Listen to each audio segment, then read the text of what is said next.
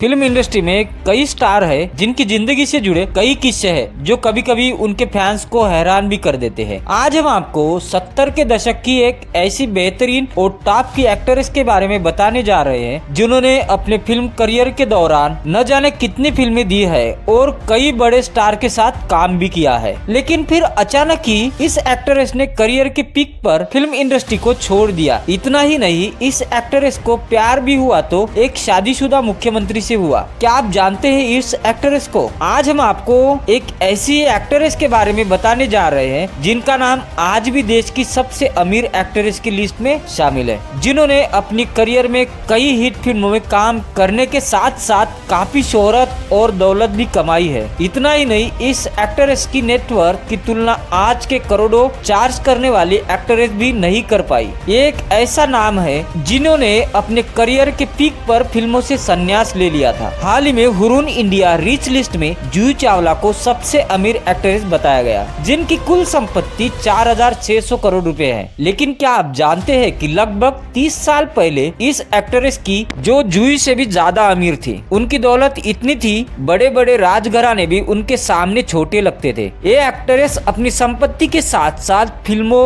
और एक शादीशुदा मुख्यमंत्री के साथ अफेयर की खबरों की वजह से भी काफी चर्चा में रही है। हम यहाँ 70 के दशक की टॉप एक्ट्रेस जयराम जयललिता के बारे में बात कर रहे हैं। जयललिता ने अपने करियर की शुरुआत 60 के दशक में की थी। तमिल, तेलुगु और हिंदी फिल्मों में काम किया है। जयललिता ने अपने करियर में लगभग 300 फिल्मों में काम किया है। वो तमिल और तेलुगु सिनेमा की सुपरस्टार थी और उन्होंने कुछ बॉलीवुड फिल्मों में भी काम किया है। उन्होंने 1968 में धर्मेंद्र की फिल्म इज्जत से बॉलीवुड में कदम रखा था। हालांकि फिल्मों से ज्यादा चर्चा उन्होंने राजनीति में आकर बटोरी है और काफी संपत्ति भी बनाई है। करियर के पीक पर उन्हें फेमस एक्ट्रेस शोभन बाबू से प्यार हुआ, लेकिन वे शादीशुदा थे। दोनों की साथ में आखिरी फिल्म डॉक्टर बाबू थी। इसके बाद जयललिता के करीबी और तमिलनाडु के मुख्यमंत्री एमजीआर ने उन्हें राजनीति में आने का सुझाव दिया। 1980 में जयललिता ने अपने शानदार फिल्मी करियर को छोड़कर राजनीति की दुनिया में कदम रखा और एमजीआर की पार्टी को ज्वाइन किया। पार्टी में उनकी लोकप्रियता बढ़ने लगी, जिससे उनके विरोधी भी सक्रिय हो गए। इस दौरान उन पर भ्रष्टाचार के आरोप भी लगे। 1997 में चेन्नई के पोयस गार्डन स्थित उनके घर पर छापेमारी भी की थी। इस दौरान उन पर आईएएस से ज्यादा संपत्ति रखने के आरोप लगे। अधिकारियों ने दावा किया कि उन्होंने अपनी संपत्ति